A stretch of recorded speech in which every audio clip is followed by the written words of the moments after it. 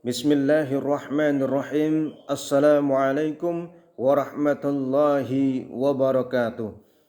Alhamdulillahi rabbil alamin wa bihi nasta'inu ala umurid dunya waddin wassalatu wassalamu ala asyrafil anbiya'i wal mursalin wa ala alihi wa sahbihi ajma'in amma ba'du.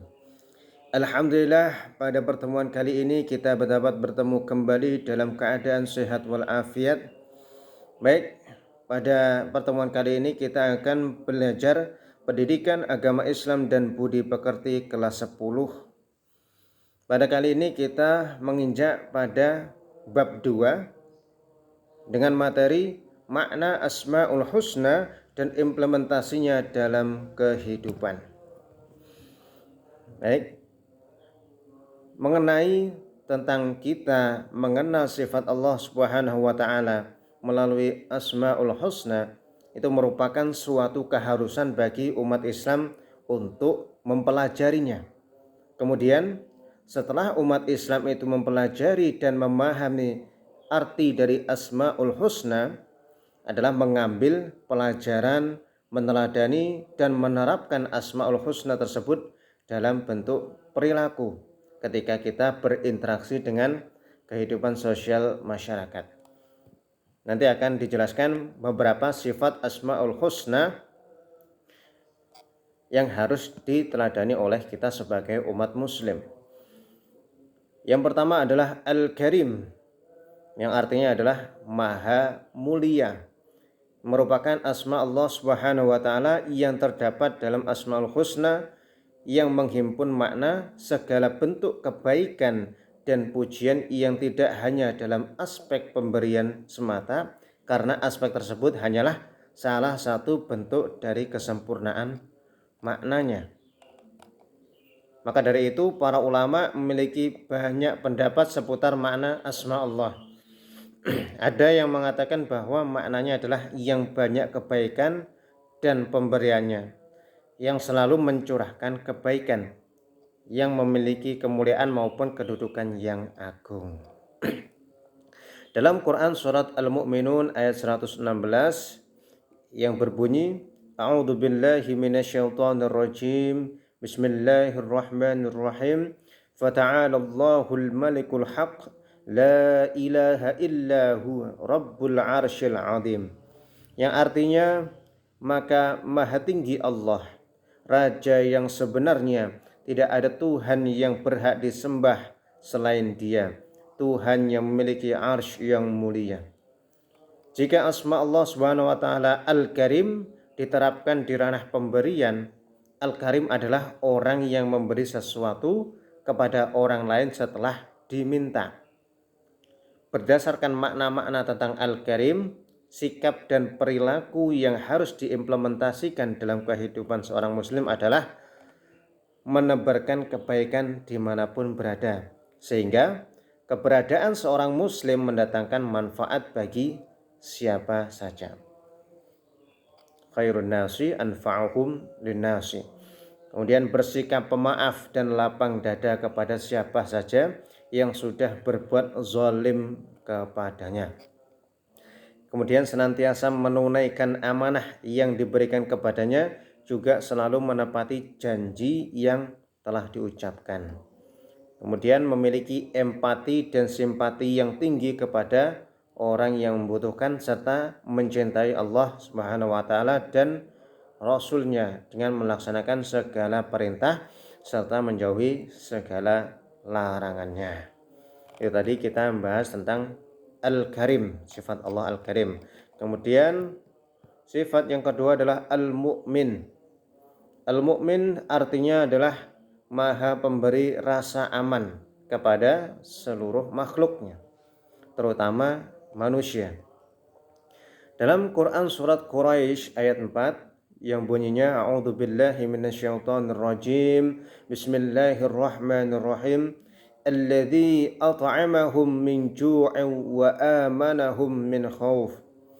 Yang artinya, yang telah memberi makanan kepada mereka untuk menghilangkan lapar dan mengamankan mereka dari rasa ketakutan. Berdasarkan makna dari al-mu'min, sikap dan perilaku yang harus diimplementasikan dalam kehidupan seorang muslim adalah memberikan rasa aman kepada siapapun, baik dari lisannya ataupun dari tindakan atau perbuatan yang tidak merugikan orang lain. Kemudian timbulnya sikap optimis, tegar menghadapi berbagai cobaan karena Allah telah memberi ketenangan dan jaminan kepada setiap orang mukmin. Kemudian berpartisipasi aktif menjaga keamanan lingkungan sekolah dan masyarakat. Kemudian mentaati rambu lalu lintas dalam rangka menjaga keselamatan dan keamanan diri sendiri dan orang lain saat berkendara di jalan umum. Kemudian sifat yang ketiga adalah al-wakil. Al-wakil artinya adalah yang mencukupi dan menjamin. Al-wakil dalam Quran surat Al-An'am ayat 102 yang berbunyi Bismillahirrahmanirrahim wa huwa ala kulli syai'in wakil, yang artinya dialah pemelihara segala sesuatu. Maksud dari ayat tersebut adalah bahwa Allah Subhanahu wa taala menjamin rezeki dan urusan makan seluruh makhluk ciptaannya. Allah Subhanahu wa taala juga yang mengelola segala urusan alam semesta beserta pengaturannya. Jadi seluruhnya diatur oleh Allah Subhanahu wa taala. Berdasarkan makna dari al-wakil, sikap dan perilaku yang harus diimplementasikan oleh seorang muslim adalah senantiasa mohon ampunan kepada Allah Subhanahu wa taala dan mohon penjagaannya di dalam agama dunia dan akhirat. Kemudian berdoa kepada Allah agar tetap terjaga dari kejahatan yang ditimbulkan manusia dan menjaga diri agar tidak berbuat jahat kepada manusia. Kemudian memiliki kepedulian terhadap urusan saudara yang seiman dimanapun berada. Kemudian menjaga segala hal yang diamanahkan kepada diri terkait dengan urusan kemanusiaan dengan penuh keikhlasan dan semangat. Kemudian menyandarkan segala urusannya bahwa hanya kepada Allah semata setelah berikhtiar agar tidak berputus asa terhadap keinginannya itu yang selama itu belum terpenuhi. Diserahkan kepada Allah Subhanahu wa taala. Karena semua yang mengatur itu adalah Allah Subhanahu wa taala. Kemudian sifat atau asma Allah yang keempat adalah al-matin, yang artinya adalah zat yang sangat kuat. Adapun makna adalah zat yang memiliki kekuatan yang kemampuan dan kuasanya mencapai puncak tertinggi. Tidak ada yang mampu mengalahkan Allah, siapapun baik yang ada di bumi maupun yang ada di langit. Tidak ada penggerak di semesta ini kecuali Allah Subhanahu wa taala. Berdasarkan makna-makna al-matin, sikap dan perilaku yang harus diimplementasikan dalam kehidupan seorang muslim adalah memiliki tekad yang kuat dalam menjaga keutuhan negara, khususnya negara Indonesia. Kemudian hanya berpegang teguh kepada tali agama Allah Subhanahu wa taala dan tidak ada sesuatu pun yang dapat membuatnya berpaling. Kemudian berusahalah sekuat tenaga untuk mengendalikan hawa nafsu yang terdapat dalam diri sehingga seorang muslim tetap berada di jalan yang benar. Lalu memiliki prinsip dan pendirian yang kokoh untuk menyebarkan Islam yang memberikan rahmat kepada seluruh alam, atau yang biasa kita dengar Islam sebagai rahmatan lil alamin.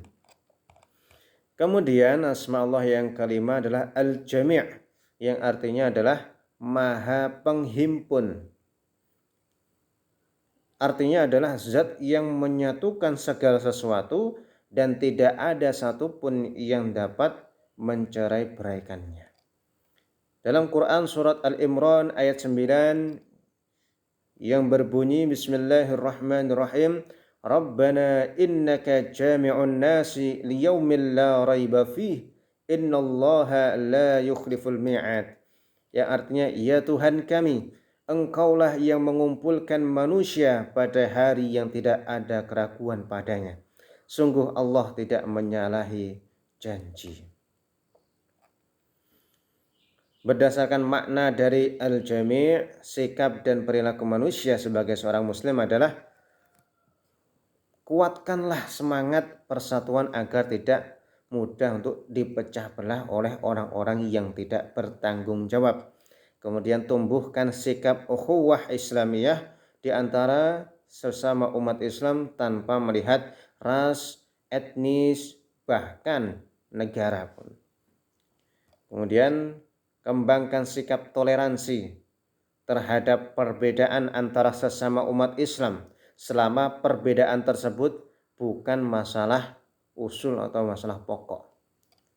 Lalu mengajak umat Islam untuk senantiasa taat kepada Allah Subhanahu wa taala, Rasul dan ulil amri selama perintah ulil amri tidak melanggar aturan-aturan agama. Kemudian asma Allah yang keenam adalah Al-Adil. Artinya adalah yang maha adil. Dalam Quran surat An-Nahl ayat ke-90 yang bunyinya Bismillahirrahmanirrahim, Innallaha ya'muru bil adli wal ihsan. Yang artinya sesungguhnya Allah menyuruh kamu berlaku adil dan berbuat kebajikan. Kemudian dari arti al-adil, sebagai seorang muslim kita harus memberikan perlakuan yang sama kepada semua orang dalam pergaulan sehari-hari tanpa pilih kasih misalnya. Kemudian menetapkan hukum yang sama kepada siapa saja yang bersalah, tidak menerapkan seperti yang dikatakan pepatah, tumpul ke atas lalu tajam ke bawah. Kemudian hendaknya menempatkan sesuatu pada tempatnya sehingga tidak menimbulkan suatu masalah apapun. Kemudian tidak melakukan keberpihakan ketika menjadi seseorang yang dipercaya untuk memutuskan suatu perkara atau sesuatu yang lainnya. Ini contohnya adalah seorang hakim. Tidak ada keberpihakan kepada si A, si B. Jadi seorang hakim itu harus adil ketika menjalankan tugasnya. Kemudian bersikap sportif dengan berani mengakui kesalahan yang sudah diperbuatnya. Qulil haqqa walau kana murran, katakan yang benar walaupun itu pahit. Ketika kita sudah melaksanakan atau melakukan kejahatan, melakukan kesalahan, kita harus berani untuk mengakuinya dan berani untuk bertanggung jawab. Kemudian asma Allah yang terakhir adalah Al-Akhir, yang artinya yang terakhir. Melihat dari makna-makna Allah Al-Akhir, kita sebagai seorang muslim harus menjadikan Allah Subhanahu wa taala sebagai tujuan peribadatan dari seorang hamba. Mengapa kita harus sholat 5 waktu itu minimal? Karena kita harus perbanyak untuk mengingat Allah, menjadikan Allah itu sebagai tujuan ibadah dari kita hidup di dunia ini. Kemudian meyakini sepenuh hati bahwa yang kekal abadi itu hanya Allah Subhanahu wa taala semata. Oleh karena itu, seluruh sandaran hidup, tempat bergantung, tempat memohon ampunan itu hanya kepada Allah Subhanahu wa taala. Kemudian menyadari bahwa kematian pasti akan datang sehingga senantiasa termotivasi untuk segera beramal soleh atau beramal kebajikan. Baik, untuk pembahasan kali ini sampai di situ dulu.